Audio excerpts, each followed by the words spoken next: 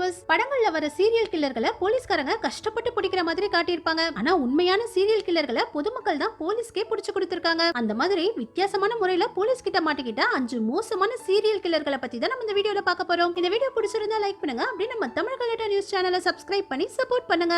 நம்ம முதல்ல பார்க்க போறது டென்னிஸ் நெல்சன். 1940ல பிரிட்டன் போலீசால பிடிக்க முடியாத ஒரு மோசமான சீரியல் கில்லர் தான் இந்த டென்னிஸ் நெல்சன். சின்ன வயசுலயே அப்பா அம்மாவை இழந்த இவருடைய தாத்தா கூட தான் வளர்ந்திருக்காரு. சின்ன வயசுல இருந்தே இவர் யார்கிட்டயும் பழகாம தனியாவே இருக்கும்போது இவருடைய தாத்தாவும் இறந்து போயிருக்காரு. தாத்தா இறந்து போனதுக்கு அப்புறம் இவர் மிலிட்டரியில போய் சேர்ந்திருக்காரு. மிலிட்டரியில இவருக்கு ஆயுதமே இல்லாம எப்படி எதிரிகளை தாக்கணும்னு சொல்லி கொடுத்திருக்காங்க. அப்பதான் இவருக்குள்ள இருந்த சைக்கோ வெளியே வந்திருக்கான். இவருடைய பிஹேவியரே சரியில்லைன்னு இவருக்கு 27 வயசு ஆகும்போது இவரை மிலிட்டரியில இருந்து வெளியே அனுப்பிட்டாங்க. அதுக்கப்புறம் தான் இவர் ஒவ்வொரு ஆளையா இவருடைய வீட்டுக்கே கூட்டிட்டு வந்து கொலை பண்ணி இவர் வீட்டுக்கு அடியில புதைச்சிருக்காரு. இப்படியே இவர் 10 பேரை கொலை பண்ணியிருக்காரு. அதுக்கப்புறம் 1981ல இவருடைய வீட்டு ஓனர் வீட்டை காலி பண்ண சொன்னதுனால ஒரு அபார்ட்மெண்ட்ல போய் குடியேறி இருக்காரு. அங்க இவர் 2வது மாடியில இருந்ததுனால இவரால கொலை பண்றவங்களை இவர் வீட்டுக்கு அடியில புதைக்க முடியல. இந்த டைம்லயே போலீஸ் இவரை 8 வருஷத்துக்கு மேல தேடிட்டு இருந்தாங்க. ஆனாலும் இவரை கண்டுபிடிக்க முடியல. மொத்தமா 16 பேரை கொலை பண்ண இவரு அபார்ட்மெண்ட் வீட்டுல இருக்கும்போது கொலை பண்ணவங்க உடலை சின்ன சின்ன துண்டா வெட்டி டாய்லெட்ல போட்டு ஃப்ளஷ் பண்ண ஆரம்பிச்சிருக்காரு. இதனால ஒரு கட்டத்துல இவங்க அபார்ட்மெண்ட்ல டிரைனேஜ் பிளாக் ஆகி டிரைனேஜ் க்ளீன் பண்ண வந்தவர் தான் இது மனிதர்களுடைய உடல் சின்ன சின்ன துண்டா வெட்டப்பட்டு இருக்குங்கறத கண்டுபிடிச்சு போலீஸ்க்கு இன்ஃபார்ம் பண்ணிருக்காரு. அதுக்கப்புறம் 1983ல போலீஸ் இவரை அரெஸ்ட் பண்ணாங்க.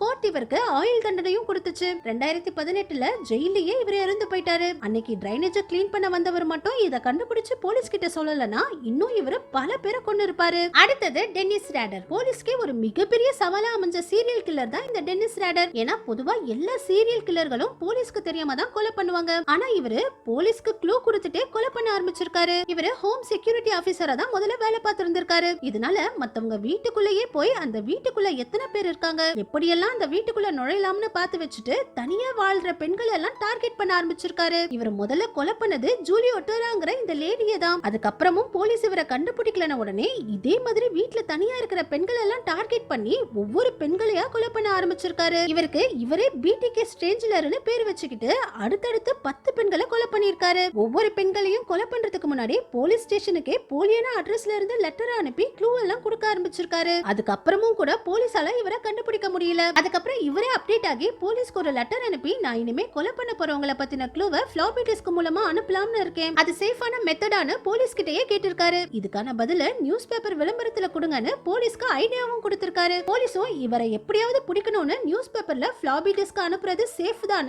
விளம்பரமும் கொடுத்திருக்காங்க. போலீஸ் சொன்னதை நம்பி இவருடைய அடுத்த கொலை பத்தின க்ளூவை ஃப்ளாப்பி டிஸ்க்ல அனுப்பியிருக்காரு. உடனே போலீஸ் அந்த ஃப்ளாப்பி டிஸ்க் ஆய்வு பண்ணி அது எந்த கம்ப்யூட்டர்ல யூஸ் பண்ணதுங்கறத கண்டுபிடிச்சு டென்னிஸ்ங்கிற இவருடைய பேரையும் கண்டுபிடிச்சிட்டாங்க. அதுக்கப்புறம் கொலை நடக்கிற பகுதியில டென்னிஸ்ங்கிற பேர்ல இருக்கிற எல்லாரையும் விசாரிச்சு இவரை போலீஸ் அரெஸ்ட் பண்ணாங்க. கோர்ட்ல தைரியமா இவர் பண்ண எல்லா கொலைகளையும் இவரே ஒத்துக்கிட்டாரு. பெண்களை எவ்வளவு கொடூரமா கொலை செஞ்சன்னு கொஞ்சம் கூட குற்ற உணர்ச்சியே இல்லாம கோர்ட்ல இவரே சொன்னாரு. இதனால கோர்ட் இவருக்கு 10 ஆயுள் தண்டனைகளை கொடுத்தாங்க. அடுத்தது ஆர்தர் ஷாவ்கிராஸ். 1945ல அமெரிக்கால பிறந்த இவரு ஆரம்பத்துல ரொம்பவும் நல்லவரா தான் வாழ்ந்திருக்காரு. அதுக்கப்புறம் 21 வயசுல அமெரிக்கன் ராணுவத்துல சேர்ந்திருக்காரு. இவர் சேர்ந்த நேரமா பார்த்து வியட்நாம் வார் நடந்திருக்கு. அந்த வார்ல இவர் 39 வியட்நாமிஸ சுட்டு கொண்டிருக்காரு. இது இவருக்குள்ள இருந்த சைக்கோவை வெளியே கொண்டு வந்திருக்கு. வார் முடிஞ்சு வீட்டுக்கு வந்த இவரு இந்த 2 குழந்தைகளை முதல்ல கொலை பண்ணிருக்காரு. இந்த கொலையை பிளான் பண்ணாம பண்ணதுனால உடனே போலீஸ் கிட்ட மாட்டி இவருக்கு 25 வருஷம் ஜெயில் தண்டனையும் கிடைச்சிருக்கு. இவர் அமெரிக்க ராணுவ வீரரா இருந்ததுனாலயும் ஜெயில ஒழுங்கா நடந்துகிட்டு நான் திருந்திட்டேன், எனக்கு வாழ இன்னொரு வாய்ப்பு கொடுங்கன்னு கோர்ட்டுக்கு லெட்டர் போட்டு கேட்டதுனால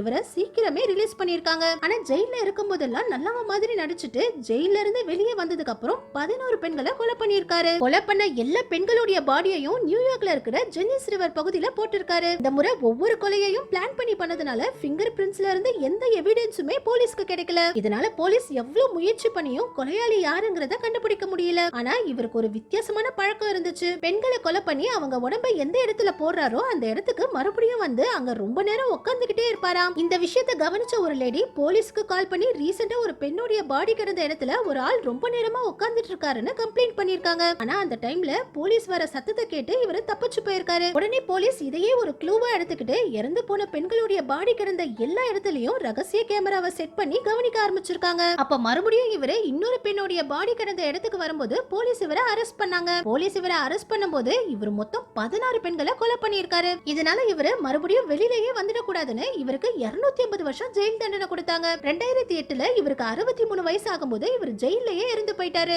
அடுத்தது ஹென்றி லாண்ட்ரூ. இவர் முதல்ல ஒரு மனைவி 4 குழந்தைகள்னு ரொம்பவும் நார்மலான ஒரு வாழ்க்கையை தான் வாழ்ந்துட்டு இருந்திருக்காரு. ஆனா வேலை போய் வருமானம் இல்லாம கஷ்டப்படும் போது முதல்ல பணத்துக்காக ஸ்கேமரா மாறி இருந்திருக்காரு. இவர் ஒரு பெரிய பிசினஸ்மேன் மாதிரி காட்டிக்கிட்டு பொதுமக்கள் கிட்ட பணத்தை வாங்கி ஏமாத்தி போலீஸ் கிட்ட மாட்டி 2 வருஷம் ஜெயில இருந்திருக்காரு. ஜெயில இருந்து வெளியே வந்த இவரு ஒரு விதவை பெண்ணை லவ் பண்றேன்னு சொல்லி ஏமாத்தி அவங்க கிட்ட இருந்த பணத்தை எல்லாம் எடுத்துட்டு போய் மறுபடியும் போலீஸ் கிட்ட மாட்டிக்கிட்டாரு. பணத்தை திருப்பி கொடுத்துட்டதுனால இவருக்கு 1 வருஷம் மட்டும் தான் ஜெயில் தண்டனை கொடுத்திருக்காங்க. 2வது முறையே ஜெயில இருந்து வெளியே வந்த இவரு விதவை பெண்களை ஏமாத்துறது ரொம்ப ஈஸின்னு புரிஞ்சுக்கிட்டு நியூஸ் பேப்பர்லயே கல்யாணத்துக்கு விதவை பெண்கள் தேவைன்னு விளம்பரத்தை கொடுத்து ஒரு விதவை பெண்ணை ஏமாத்தி இருக்காரு. ஆனா போன முறை மாதிரி பணத்தை ஏமாத்தி வாங்கிக்கிட்டு பெண்களை உயிரோட விட்டா போலீஸ் கிட்ட நம்மள பத்தி கம்ப்ளைண்ட் பண்றாங்கன்னு இவர் ஏமாத்துற பெண்களை எல்லாம் கொலை பண்ண ஆரம்பிச்சிருக்காரு. மொத்தம் 11 விதவை பெண்களை கொலை பண்ணி இவர் வீட்டை அவன்ல போட்டு அவங்க உடம்பை எல்லாம் எரிச்சு சாம்பல் ஆக்கி இருக்காரு. காணாம போன எந்த பெண்களுடைய உடம்புமே கிடைக்காததுனால போலீஸால இவரை கண்டுபிடிக்க முடியல. காணாம போனவங்க எல்லாம் தனியா வாழ்ந்த விதவை பெண்ணுங்கிறதுனால போலீஸ் கிட்டயும் யாருமே இந்த பெண்களை பத்தியும் கம்ப்ளைண்ட் பண்ணல. ஆனா 1970ல செலஸ்டிங்கிற ஒரு விதவை பெண்ணையும் இவர் லவ் பண்றேன்னு ஏமாத்தி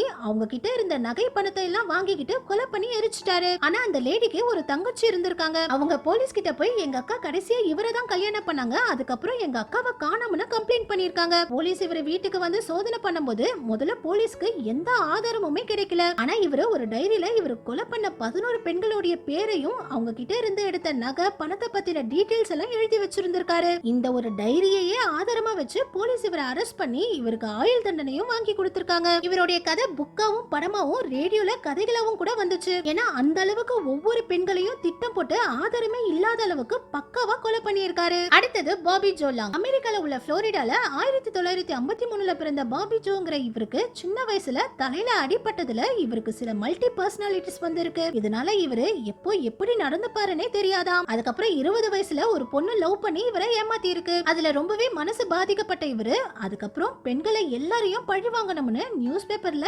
யாரெல்லாம் பொருட்களை விக்கிற விளம்பரங்களை கொடுக்கறாங்களோ அதுல பெண்களா பார்த்து செலக்ட் பண்ணி அவங்க வீட்டுக்கே போய் அவங்க விக்கிற பொருட்களை வாங்குற மாதிரி நடிச்சு தனியா இருக்கிற பெண்கள் எல்லாம் ரேப் பண்ணி கொலை பண்ண ஆரம்பிச்சிருக்கான். 3 வருஷத்துல 50 பெண்களை ரேப் பண்ணி அதுல 10 பெண்களை கொலையும் பண்ணிருக்கான். ஆனாலும் போலீசால இவரை பிடிக்கவே முடியல. அதுக்கப்புறம் 1984ல எலிசாங்கிற இவங்க வீட்டுக்கு போய் இவங்க தங்கச்சியும் தம்பியெல்லாம் கொன்னுட்டு இவங்களை மட்டும் ரேப் பண்ணிருக்கான். அந்த டைம்ல இவங்க இவனை எதிர்த்து சண்டை போடாம இவனுக்கு ஏத்த மாதிரியே பேசி நான் உன்னுடைய கேர்ள் ஃப்ரெண்டா இருக்கேன்னு சொல்லி இவன் கூடவே இவன் வீட்டுக்கு போக முயற்சி பண்ணிருக்காங்க. இவனும் இவங்க சொன்னதை நம்பி இவங்கள கார்ல வீட்டுக்கு கூட்டிட்டு போகும்போது பசிக்குது சாப்பாடு வாங்கித்தான்னு கேட்டிருக்காங்க. காரை நிறுத்தி சாப்பாடு வாங்க போன உடனே கார்ல இருந்து தப்பிச்சு போலீஸ் ஸ்டேஷனுக்கு போய் போலீஸ் கிட்ட நடந்த விஷயத்தை எல்லாம் சொல்லி அவனுடைய கார் மாடல் அவன் காசு எடுத்த ஏடிஎம் இவங்க தப்பிச்சு வந்த இடம்னு எல்லாத்தையும் போலீஸ் கிட்ட சொல்லி இவனை போலீஸ் கிட்ட புடிச்சு கொடுத்திருக்காங்க. ஓகே வியூவர்ஸ், சீரியல் கில்லர்களை பத்தி நீங்க என்ன நினைக்கிறீங்கன்னு கமெண்ட்ஸ்ல சொல்லுங்க. இந்த வீடியோ பிடிச்சிருந்தா லைக் பண்ணுங்க, அப்படியே நம்ம சேனலையும் சப்ஸ்கிரைப் பண்ணி சப்போர்ட் பண்ணுங்க.